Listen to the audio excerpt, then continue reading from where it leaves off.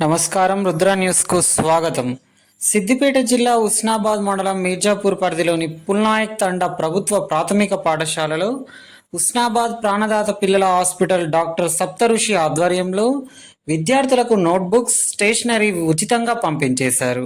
ఈ సందర్భంగా పాఠశాల హెడ్ మాస్టర్ శివప్రసాద్ మాట్లాడుతూ పిల్లలకు నోట్బుక్స్ ఇవ్వడం వల్ల వారికి చాలా ప్రోత్సాహకరంగా ఉంటుందని అన్నారు.